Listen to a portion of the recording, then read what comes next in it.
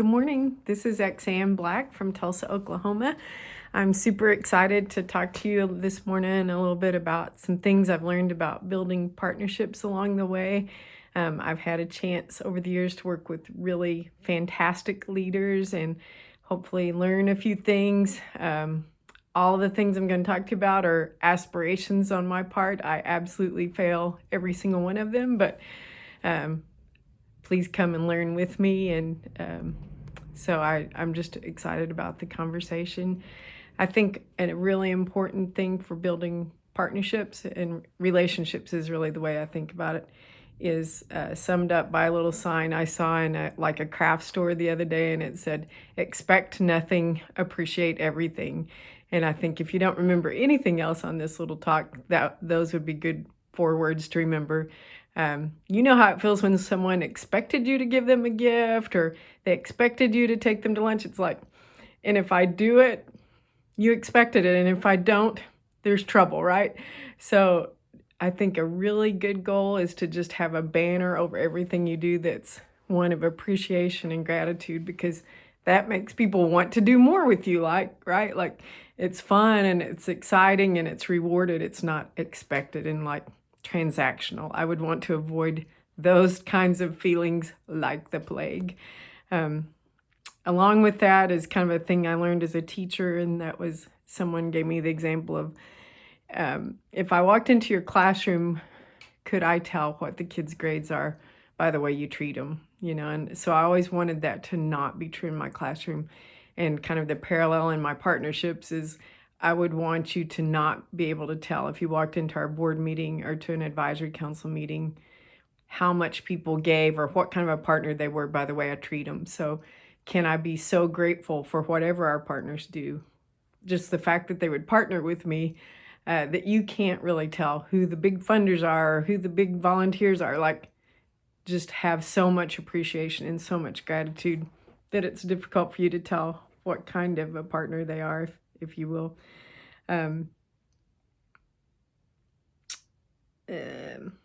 think a thing that happens in this is that sometimes it's difficult because, at our hearts, like we're all still little kids and we want that praise and that gratitude to come to us, right? Like, it's like, I worked hard too. Like, I'm working my buns off here. Thank me, notice me.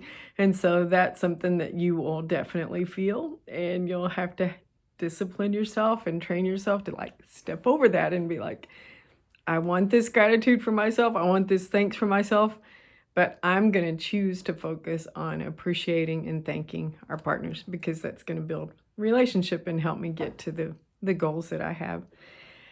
Second point would be communication, which I learned from my dear friend and boss, Jan Morrison, and that's like pay attention to communication. And she told us that at the very first design studio. And it's like, yeah, communication. She was right?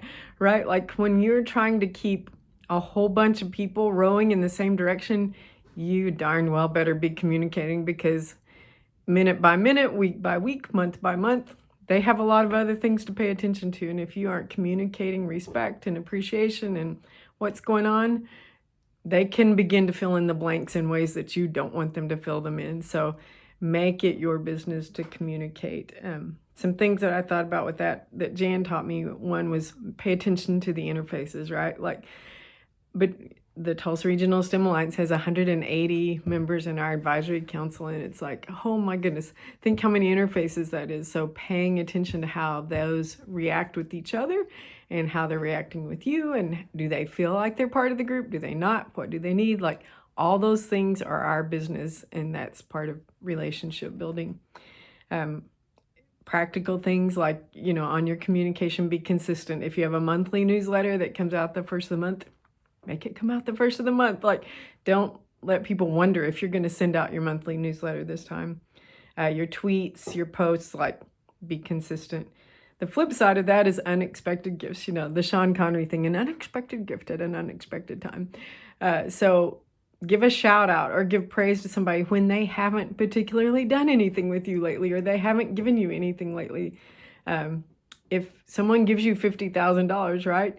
it is expected that you would say something about them. But if they haven't given you money or they're not going to give you money and you give them a shout because they're an amazing community partner and you appreciate the fact that they're helping your community, regardless of whether they help you particularly or not, give them a shout out. Like it is worthy and it is sincere and it has nothing to do with you. And people will take notice of that and it's the right thing to do. Let's see, thank a partner who isn't going to naturally get praise. So some partners, because of the way they give or the things you're working on together, right? Like news crews are going to come out and there's going to be a newspaper story, like they get a lot of communication about what they've done. Others are more precious and behind the scenes and giving money that actually like pays rent and pays your salary and things like that. They aren't going to get any praise for that. So it's up to you to generate that praise. So at unexpected times, for us, Tulsa Community College paid a lot of my salary, so we would schedule times to say, thank you, Tulsa Community College, for supporting Tulsa Regional STEM Alliance. And they absolutely deserved every one of the ones that we did and more. So think about the partners who are contributing to you in ways that won't draw attention to themselves by the way they're contributing, and make it your business to give them the praise that they deserve. One of my favorite things to do is read the newspaper every morning. I know, white hair, right? But I do for a lot of reasons, because I'm old, and second, because I want to know what's going on in our community. And, if one of our partners is building a new facility, or if oil price goes way up, or, a bunch of people from Nordam are working on a community, like whatever it is, especially if it's not about me, like give them a shout out and say, yay, I'm so proud of you. Thank you for what you're doing for our community, especially when it doesn't have to do with you. I think that's a good thing to do. A trick I learned from a partner a long time ago was when you receive a gift from someone, to the extent possible, pick up the phone and call them right then and say thank you. And it will shock them because, in this day and age, we don't use phones for calling, we use them for texting. So if you call, they may assume that blood is flowing or something, but they'll get over that. And you can just say, hey, I just got your donation and we wanted to just say thank you so much. And it can be a 2-minute phone call. It doesn't have to be the Gettysburg Address. Just a quick text or a quick phone call, quick email even, will help them really see how sincerely grateful you are. And I think that's a great way to communicate. I think it's important to understand the value of communication to your partners. For some partners, their working with you is basically marketing for them. So it's really important that you communicate what they're doing. For others, it's like they don't need that. Like they are established and they don't need that. So it's important for you to know how important communication is to your partner. And follow suit. So I think that that's an important thing. I think it's important in communication to not always be a receiver of good things, but to think about ways to showcase what your partners are doing. So if there's a new group that's doing something cool in STEM, make it your business to find out a way to showcase them and give them props for what they're doing. I think it's really important to build trust in relationships, just like with your friends, just like with your family. Trust is key, right? We have a former mayor here, Mayor Kathy Taylor, who I love this phrase. She said, this thing moves at the speed of trust. And I think that's golden, right? Like for most of us, our partners aren't on our organizational charts and we aren't on their organizational charts. So that means they don't have to do anything that we ask them to do. It's all about trust. It's all about influence. And that's very different than, if they're in my company and they work for me and by golly, I can say, I'm going to have them do this. In fact, if you have that thought, let's have stop with that thought, because you can't have anyone do anything. Like you can talk to them and say, would you like to? Could we work together on this? That's a very different way of looking at things. So I think it's extremely important to appreciate that whatever they do for you is because they trust you and they want to work with you. So some things to build trust that I've learned are do what you say you'll do when you say you'll do it. Don't make them have to nag you for reports or for data or for whatever. Like let them rest in knowing if this organization says they're going to do something, by golly, they're going to do it. No excuses, no complaining.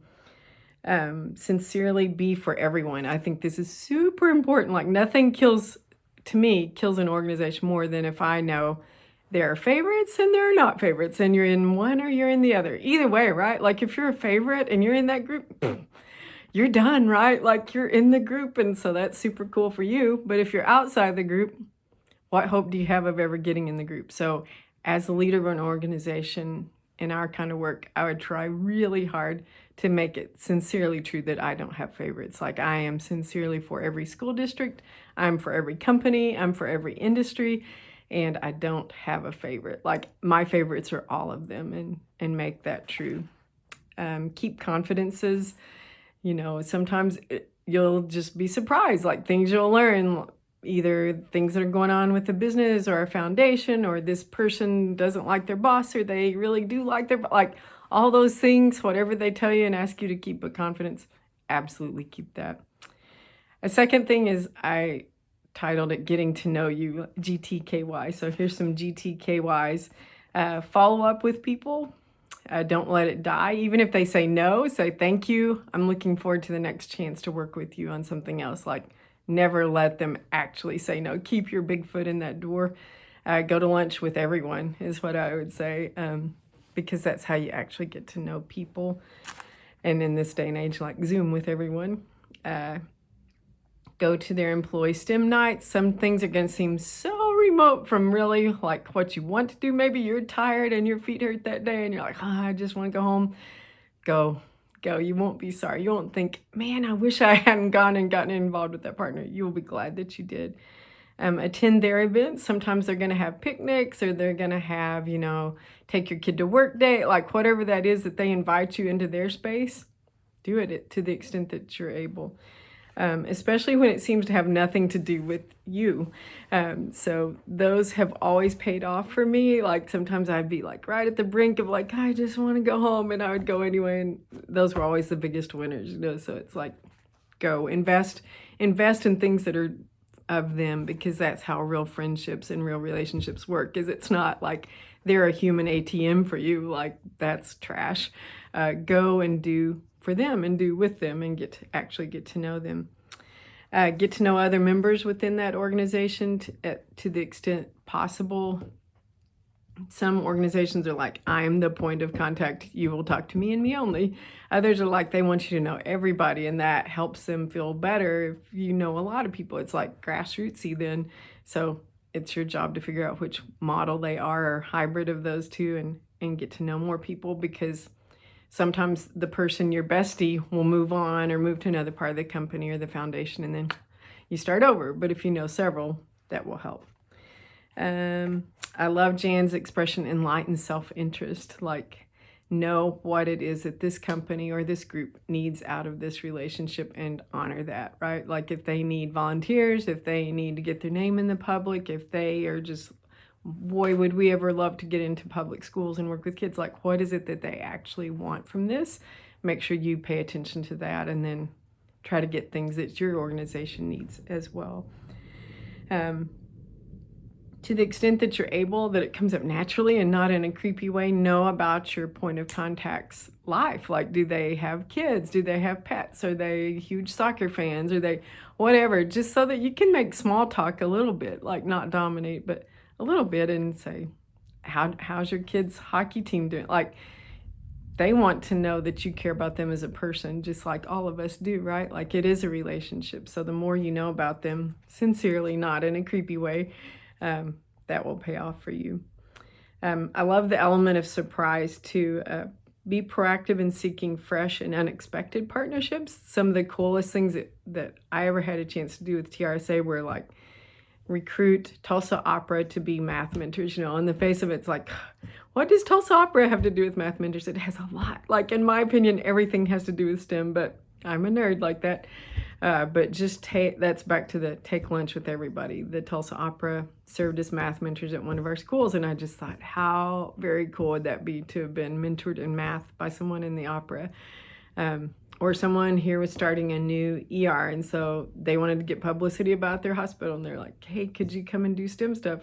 On the face of it, it's like, you're just wanting publicity for your hospital. Well, you know what? If they want publicity for their hospital, and it gives us a new avenue to do STEM stuff with new kids and new people and new partners, I'm about that. So look for those new opportunities, not just the well-worn path, but kind of keep your radar out for new ones. Lean toward yes saying. I know that I do this to a fault, so this comes with caution, but I think of the improv thing, like yes and, like even if you're like, whoo, I don't see how that could ever work, say yes and, this is. So work it out. Even if at first blush your first instinct is like, that has almost nothing to do with this. If you sell ice cream and they're like, hey, how about if we sold hot dogs, your first thought is going to be, but we sell ice cream. Keep talking, keep listening, because maybe you're going to learn something about selling ice cream from the one who sells hot dogs, or maybe the same places they sell hot dogs, you could sell ice cream. So be smart. Who wants to hang around with somebody who's no saying, right? Like, be yes saying with caution. My closing metaphor is a bus. And so our organization is like a huge bus, right? And some people that are getting on the bus want to go all the way across town. And some people that are getting on the bus are going to get off at the first stop, but they should all have a seat on the bus. So, maybe the one that's going all the way across town is like some board members that we are very fortunate to have at TRSA who are lifers, like they totally get and want to help kids have opportunities in STEM. And so they would work 40-hour weeks as volunteers to make this thing go. They are completely sold out to the mission. Also on the bus are some smaller scope and interests, like maybe there's a homeschool group and a mom calls up and is like, hey, I just want 10 kite kits for our kids. Get on this bus, right? Like, that's part of our mission. That works. Get in. And she's probably going to get off at the first stop. That's okay. Like, she should be treated with the same respect and kindness as the lifer. You might have someone from a corporate foundation who wants to give $10,000 or $20,000 a year, which is huge. They want to sponsor 2 programs and they want their employees to volunteer. All fantastic, right? But all very different from that homeschool mom and very different from your board member. And maybe a fourth one is the teen advisory council, some high school kids who are willing to spend, a night a month to advise you and go, that's not cool. Like, kids won't really want to do that. We need that, right? So all of these very different people are going to get on the bus, but we need them all to be on the bus. Welcome all on the bus. Give them a seat, because you know what? We're going to go further, faster together than we ever would alone. So I hope this has been helpful to you in thinking about building partnerships. I aspire to all, have mastered none, but it's been a great ride.